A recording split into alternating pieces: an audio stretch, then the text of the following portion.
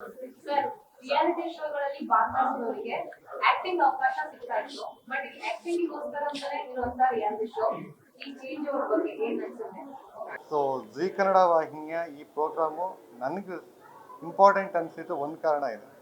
Normally ಈ ರಂಗಭೂಮಿಯವರು, film institute ಅವರು ಆ್ಯಕ್ಟರ್ಸ್ನ ready ಮಾಡಿ ಚಾನಲ್ಗಳಿಗೆ, ಟಿ ವಿಗೆ, ಪ್ರೋಗ್ರಾಮ್ಗೆ, ಸಿನಿಮಾಗೆ ಕೊಡ್ತಾರೆ. ಬಟ್ ಒಂದು ಚಾನಲ್, ಒಂದು ವಾಹಿನಿ ಈ ಥರ ಆ್ಯಕ್ಟರ್ಸ್ನ ರೆಡಿ ಮಾಡಿ ಸಿನಿಮಾ ಇಂಡಸ್ಟ್ರಿ ಕೊಡ್ತಾ ಇರೋದು ಸೊ ನನ್ನ ಪ್ರಕಾರ ದಿ ಬೆಸ್ಟ್ ಒಂದು ಇನಿಷಿಯೇಟಿವ್ ಅಂತ ಅಂತೀನಿ. ಯಾಕೆಂತಂದರೆ ಈ ಸಿನಿಮಾ ಮಾಡೋದಕ್ಕೆ ತುಂಬ ಜನ ಆ್ಯಕ್ಟ್ರಸ್ಸು ಬರ್ತಾರೆ. ಅವರು ಆ್ಯಕ್ಟಿಂಗ್ ಕಲ್ತು ಬಂದಿರ್ತಾರೆ. ಬಟ್ ಸಿನಿಮಾದ ಒಂದು ಅದರ್ ಆಸ್ಪೆಕ್ಟ್ಸ್ ಇರುತ್ತೆ. ಒಂದು ಟೆಕ್ನಿಕಲ್ ಆಗ್ಬೋದು, ಲೈಕ್ ಪ್ರೊಡಕ್ಷನ್ ಹೇಗೆ ವರ್ಕ್ ಆಗುತ್ತೆ, ಶೂಟಿಂಗ್ ತಯಾರಿ ಹೆಂಗಿರುತ್ತೆ, ಸಿನಿಮಾ ತಯಾರಿ ಹೇಗಿರುತ್ತೆ, ಸ್ಪಾಟಲ್ಲಿ ಹೇಗಿರುತ್ತೆ, ಅಲ್ಲಿ ಪ್ರಾಬ್ಲಮ್ಸ್ ಏನಿರುತ್ತೆ, ಇವನ್ನೆಲ್ಲನೂ ಅರ್ಥ ಮಾಡಿಕೊಂಡು ಇದನ್ನು ಆ್ಯಕ್ಟಿಂಗ್ ಮಾಡೋದಕ್ಕೆ ಕಂಪ್ಲೀಟಾಗಿ ಪ್ರಿಪೇರ್ ಆಗಿರಲ್ಲ ನಾರ್ಮಲಿ ಫಿಲ್ಮ್ ಸ್ಕೂಲಿಂದ ಬರೋರು. ಅಲ್ಲೇನೋ ಒಂದು ಸಣ್ಣ ಗ್ರೂಪಲ್ಲಿ ಮಾಡಿರ್ತಾರೆ. ಬಟ್ ಈ ಥರ ಬಂದಾಗ ನನಗೆ ಇದು ಮಹಾನಟಿ ಪ್ರೋಗ್ರಾಮ್ ಸ್ಪೆಷಲ್ ಅನ್ನಿಸ್ತಾರೆ ಈ ಕಾರಣಕ್ಕೆ.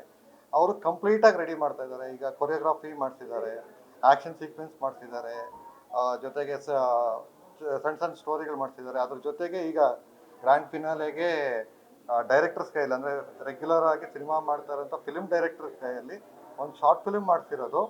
ಅವ್ರಿಗೆ ಒಂದು ಇಂಡಸ್ಟ್ರಿ ಬರೋವಾಗ ಯಾವ ಥರ ಪ್ರಿಪೇರ್ ಆಗಬೇಕು, ಅದು ಬರೀ ಥಿಯರಿ ಅಲ್ದಿರ ಮೇಜರ್ ಆಗಿ ಪ್ರಾಕ್ಟಿಕಲ್ ಆಗಿ ಅವ್ರಿಗೆ ಒಂದು ಎಕ್ಸ್ಪೀರಿಯನ್ಸ್ ಪಟ್ಬಿಟ್ಟು ಅವ್ರನ್ನ ರೆಡಿ ಮಾಡಿ ಕಳಿಸ್ತಾ ಇರೋದು ತುಂಬ ಇಂಪಾರ್ಟೆಂಟ್ ಅನಿಸುತ್ತೆ.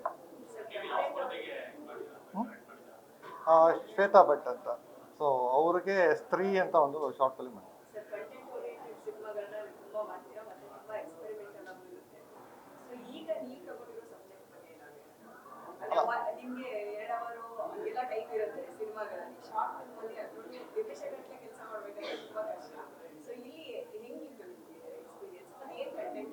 ಅಲ್ಲ, ಶಾರ್ಟ್ ಫಿಲ್ಮ್ಸ್ ನಾನು ಮೊದಲು ಮಾಡಿದ್ದೀನಿ. ಸೊ ಹಂಗಾಗಿ ನನಗೆ ಇದು ಫಸ್ಟ್ ಟೈಮ್ ಏನಲ್ಲ. ಬಟ್ ಇಲ್ಲಿ ಕಂಟೆಂಟು ನನಗೆ ಸಿಕ್ಕಿದಾಗ ಎಸ್ಪೆಷಲಿ ಈ ಶಾರ್ಟ್ ಫಿಲ್ಮ್ ಕಂಟೆಂಟ್ನ ಚೂಸ್ ಮಾಡೋದೇ ಇಂಪಾರ್ಟೆಂಟ್ ಆಗುತ್ತೆ. ಯಾಕಂತಂದರೆ ಈಗ ನಾವು ಶಾರ್ಟ್ ಫಿಲ್ಮ್ ಇಂಡಿಪೆಂಡೆಂಟಾಗಿ ಮಾಡಿದಾಗ ನಮ್ಗೆ ಅಲ್ಲಿ ಆ್ಯಕ್ಟ್ರಸ್ಗೋಸ್ಕರ ಮಾಡೋ ಅವಶ್ಯಕತೆ ಇರಲ್ಲ. ಬಟ್ ಇದು ಯಾರು ಶ್ವೇತಾನ್ನವ್ರಿಗೆ ಅವರ ಕ್ಯಾರೆಕ್ಟರ್ ಸುತ್ತನೇ ಅದನ್ನು ಇಡೀ ಸ್ಟ್ರಕ್ಚರ್ನ ಕಟ್ಟಬೇಕಾಗತ್ತೆ. ಯಾಕಂತಾರೆ ಅವ್ರಿಗೇನು ಈ ಕಂಪ್ಲೀಟ್ ಈ ಸೀರೀಸಲ್ಲಿ ಪ್ರಾಕ್ಟೀಸ್ ಆಗಿದೆ, ಅವ್ರು ಏನು ಕಲ್ತಿದ್ದಾರೆ, ಅದನ್ನು ಅವರು ಎಕ್ಸ್ಪ್ಲೋರ್ ಮಾಡೋದಕ್ಕೆ ಒಂದು ಸ್ಪೇಸ್ ಕ್ರಿಯೇಟ್ ಮಾಡಬೇಕಾಗತ್ತೆ. ಅದು ಏನು ಇದರಲ್ಲಿ ನೀವು ಹೇಳೋದಂಗೆ ಇದು 2 ಅವರ್ಸು 1.5 ಅವರ್ಸ್ ಸ್ಪೇಸ್ ಇರಲ್ಲ. ಇರೋದು ಬರೀ ಕೆಲವೊಂದು ನಿಮಿಷಗಳಿರುತ್ತೆ. ಅದ್ರ ಮಧ್ಯದಲ್ಲಿ ಅವರ ಅಷ್ಟು ಏನು ಕಲಿಕೆನ ಒಂದು ಪೋರ್ಟ್ರೇಟ್ ಮಾಡೋದಕ್ಕೆ ಆ ಸಬ್ಜೆಕ್ಟ್ನ ವರ್ಕ್ ಮಾಡಿದರೆ ಒಂದು ಸ್ವಲ್ಪ ಚಾಲೆಂಜಿಂಗ್ ಆಗಿತ್ತು. ಸೊ ಅದರಲ್ಲೂ ಶ್ವೇತಾ ಅವ್ರದ್ದು ಆ್ಯಕ್ಟಿಂಗ್ ನನಗೆ ಅಂದರೆ ನನಗೆ ಸರ್ಪ್ರೈಸ್ ಆಗಿದೆ ಏನು ಅಂತಂದರೆ ಫಸ್ಟ್ ಒಂದು ಸ್ವಲ್ಪ ಭಯ ಆಯಿತು. ಯಾಕಂತಂದರೆ ಈಗ ಶೂಟಿಂಗ್ ಅಂತ ಬಂದಾಗ ಅವರು ಹೇಗೆ ಪ್ರಿಪೇರ್ ಆಗಿರ್ತಾರೆ, ಅವ್ರನ್ನ ನಾವು ಹೇಗೆ ಟ್ರೈನ್ ಮಾಡಬೇಕಾಗತ್ತೆ, ಆ ಶಾರ್ಟ್ ಟೈಮಲ್ಲಿ ಅವ್ರಿಗೆ ಹೇಗೆ ಡೈರೆಕ್ಟ್ ಮಾಡೋದು, ಈ ಕ್ವಶನ್ಸ್ ಇತ್ತು. ಬಟ್ ನನ್ನ ಎಕ್ಸ್ಪೀರಿಯೆನ್ಸಲ್ಲಿ ಅವರು ತುಂಬಾ ಪ್ರೊಫೆಷ್ನಲ್ ಆಗಿ ಪ್ರತಿಯೊಂದೂ ಕಾಮೆಂಟ್ನ ಇಮಿಡಿಯೇಟಾಗಿ ತಗೊಂಡು ಆ ಚೇಂಜಸ್ನ ಇಮಿಡಿಯೇಟಾಗಿ ಅದನ್ನು ಅಡಾಪ್ಟ್ ಮಾಡ್ಕೊತಾ ಇದ್ದಿದ್ದು ಐ ಆಮ್ ವೆರಿ ಹ್ಯಾಪಿ.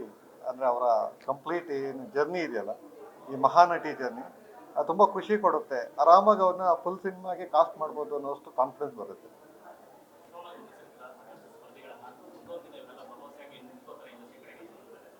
ಖಂಡಿತ. ಈಗ ಯಾರಿಗೆ ಸಿನಿಮಾದಲ್ಲಿ ನಟಿಯರು ಬೇಕು, ನಾಯಕಿ ಇರಲ್ಲ, ಗ್ಲ್ಯಾಮರ್ ಅಲ್ಲ, ತುಂಬ ಚೆನ್ನಾಗಿ ಪರ್ಫಾರ್ಮ್ ಮಾಡೋಂಥವ್ರು, ನಾವು ಅಂದರೆ ಒಬ್ಬ ಡೈರೆಕ್ಟ್ರು, ಒಬ್ಬ ಸ್ಟೋರಿ ರೈಟ್ರ್ ಏನೋ ಒಂದು ಕ್ಯಾರೆಕ್ಟರ್ ಬರೆದಿರ್ತಾರಲ್ಲ, ಅದನ್ನು ಸಮರ್ಥವಾಗಿ ತೆರೆ ಮೇಲೆ ತರ್ಬೋದು ಅಂತ ಒಂದು ಕಾನ್ಫಿಡೆನ್ಸ್ ಇರೋರಿಗೆ, ಆ ಥರ ಸಿನಿಮಾ ಮಾಡೋರಿಗೆ ಇವ್ರು 100% ಒಂದು ಅಸೆಟ್ಸ್ ಥರ. 100% ಇವ್ರನ್ನ ಅಕ್ಸೆಪ್ಟ್ ಮಾಡ್ಕೋಬೋದು. ಯಾರಿಗೆ especially acting oriented, content oriented cinema ಮಾಡ್ತಾರೆ, ಇವ್ರನ್ನ ಕಣ್ಣು ಮುಚ್ಕೊಂಡು ಕಾಸ್ಟ್ ಮಾಡ್ಬೋದು. ಯಾಕಂತಂದರೆ ಅವ್ರದ್ದೆಲ್ಲ ಎಪಿಸೋಡ್ಸ್ ನೋಡಿದೆ, ಏನು ಶಾರ್ಟ್ ಫಿಲ್ಮ್ನ ವರ್ಕ್ ಮಾಡಿದ್ದೀವಿ, ಅದನ್ನ ನೋಡಿದಾಗ they are assets for future Kannada industry ಅಂತ ಅನಿಸ್ತು. So thank you so much.